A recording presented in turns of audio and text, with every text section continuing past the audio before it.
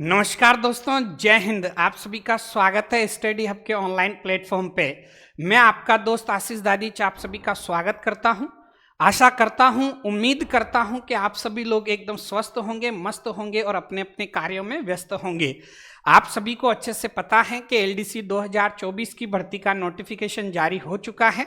तो आज इस वीडियो में हम लोग इसी के बारे में चर्चा करने वाले हैं कि एलडीसी 2024 की ये जो भर्ती है, इसमें कुल पद कितने हैं, इसमें फॉर्म भरने के लिए न्यूनतम आयु कितनी है और अधिकतम कितनी है, इसमें जब सिलेक्शन हो जाएगा आपका तो कितना वेतन मिलेगा, और अपन जो चर्चा करने वाले हैं वो इस बात की भी करने वाले हैं कि इसमें कौन कौन से सब्जेक्ट जो हैं वो शामिल किए गए हैं। इन सभी चीज़ों के बारे में विस्तार चर्चा करने वाले हैं। हाँ, एक जरूरी सूचना है कि इस वीडियो को आप लास्ट तक देखिएगा और देखने के बाद में सभी व्हाट्सएप ग्रुप्स के अंदर इसको शेयर कीजिएगा और व्हाट्सएप के ऊपर स्टेटस जरूर लगाइएगा, क्योंकि आपका जो ये शेयर करने का जो तरीका है वो बहुत ही अच्छा है व्हाट्सएप पे, ताकि लोगों तक ये वीडियो ज़्यादा से ज़्यादा पहुँच सके। इसके लिए मैं दिल से आपको धन्यवाद देता हूं। तो चलिए स्टार्ट करते हैं।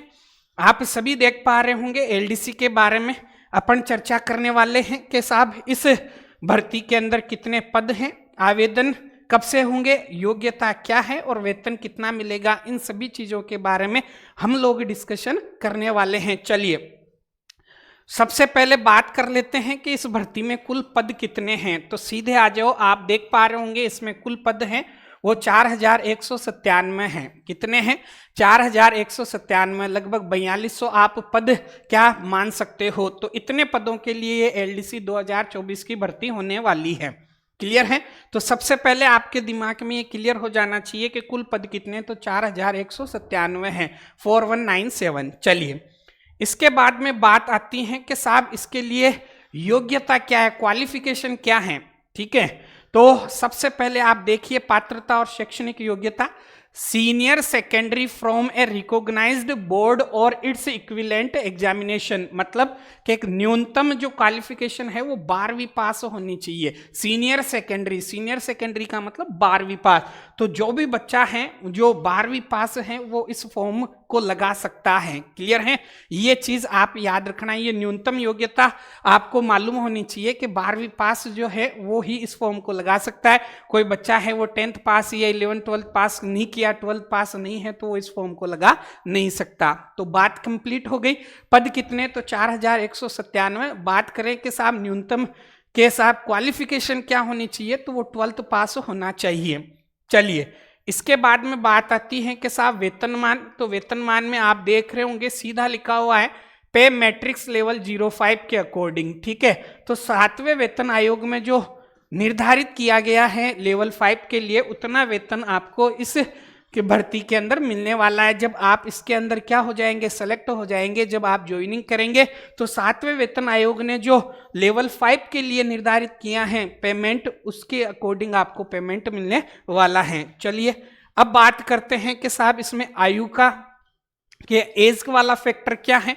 तो देख पा रहे होंगे सीधा सीधा, चलिए यहाँ पे देख लीजिए कि न्यूनतम आयु कितनी होनी चाहिए, 18 वर्ष होनी चाहिए। बात कंप्लीट। सीधे आप टॉपिक पे ही देख लीजिएगा कि 18 वर्ष न्यूनतम आयु होनी चाहिए। ठीक है, और यदि बात करें कि साहब अधिकतम आयु, तो आप यहाँ पे देख पा रहे होंगे कितनी, 40 साल। तो न्यूनतम 18 साल का बच्चा जो 18 साल हो चुका है वो इस फॉर्म को लगा सकता है, और अधिकतम कितना, 40 साल वाला। लेकिन यहाँ पे देखिए आपको ये और दे रखा है कि 3 वर्ष की आपको अतिरिक्त इसमें क्या मिलने वाली है, छूट मिलने वाली है। तो आप देख लीजिए 43 ईयर का जो व्यक्ति है वो भी इस फॉर्म को क्या कर सकता है, भर सकता है, 43 साल तक का व्यक्ति। और आपको इतना तो खुद को भी पता होगा कि जो इस उम्र तक भी यदि गवर्नमेंट जॉब नहीं लग पाया है वो बहुत ही मुश्किल से लग पाएगा। ठीक है, तो न्यूनतम याद रखना 18 वर्ष, अधिकतम 40 वर्ष होनी चाहिए, 3 वर्ष की इसमें छूट दी गई है।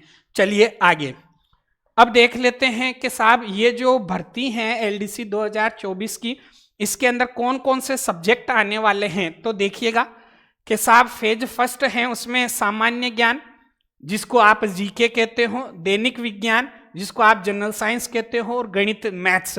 इसका एक पेपर होने वाला है, उसकी अवधि कितनी रहने वाली है, 3 घंटे, और अंक कितने होने वाले हैं, 100। क्लियर है? आप देखिएगा एक सेकंड पेपर जो होगा उसमें सामान्य हिंदी, जनरल हिंदी और अंग्रेजी इंग्लिश का पेपर होने वाला है और उसमें भी समय कितना मिलेगा 3 घंटे और अंक कितने होने वाले हैं 100 अंक होने वाले हैं। ठीक है, इसके बाद में है फेज सेकंड, उसमें देख लो निःशक्त व्यक्तियों से भिन्न अभ्यर्थियों के लिए। ठीक है, तो कंप्यूटर पर हिंदी में टंकण। ठीक है, इसमें देखिएगा क्या, इसमें गति परीक्षण 10 मिनट और अंक जो रहने वाले हैं वो 25। इसके बाद में दक्षता परीक्षण कितने 10 मिनट और कितने 25 अंक के लिए, और कंप्यूटर पर अंग्रेजी में टंकण वही गति परीक्षण और दक्षता कितने कितने 10-10 मिनट में और कितने कितने अंकों के लिए 25-25 अंकों के लिए। और देखिएगा निःशक्त व्यक्तियों को उनके द्वारा फेज फर्स्ट में प्राप्त औसत अंक दिए जाएंगे। जैसे मान लो जो हैंडीकैप्ड हैं, जिनके हाथ वाथ में प्रॉब्लम वगैरह हैं, जो टाइपिंग वगैरह नहीं कर सकते, उनके लिए ये चीज़ है। तो आप सभी को पता लग गया कि इसमें न्यूनतम आयु कितनी, अधिकतम आयु कितनी, वेतन कितना मिलने वाला है, इसकी योग्यता क्या रहने वाली है और कितने पदों के लिए हैं, ये सब चीजें आपको जानकारी में होनी चाहिए। ठीक है, तो सबसे पहले अपन ने बात कर ली कि साहब कौन सी भर्ती के बारे में चर्चा की है, उसके बाद में कितने पदों पर ये भर्ती आई है, इसके बाद के अंदर के साहब उसके लिए क्वालिफिकेशन क्या होनी चाहिए, उसके बाद में वेतन कितना मिलेगा, उसके बाद में आयु के बारे में अपन ने डिस्कशन कर लिया, और बाद में अपन ने डिस्कशन कर लिया कि साहब जो पेपर होंगे वो किसमें कौन कौन से सब्जेक्ट आएंगे, कितने अंकों के लिए रहेंगे, और टाइपिंग वगैरह की जो रहेगी उसका क्या प्रोसेस होने वाला है। इसके अगले वीडियो में हम जो लोग हैं वो डिस्कशन करेंगे इसके सिलेबस के बारे में विस्तृत से, कि सामान्य ज्ञान के अंदर कौन कौन से टॉपिक हैं, और जो जनरल साइंस है उसमें कौन कौन से टॉपिक इंक्लूड किए गए हैं, और जो मैथ्स हैं उसमें कौन कौन से हैं, और टाइपिंग के अंदर क्या क्या चीज़ें हैं, इसके बारे में मैं आपके अलग से एक वीडियो लेके आऊँगा। तो इस वीडियो को आप ज़्यादा से ज़्यादा लाइक कीजिएगा, शेयर कीजिएगा और चैनल को ज़्यादा से ज़्यादा सब्सक्राइब करवाइएगा। जय हिंद, धन्यवाद दोस्तों।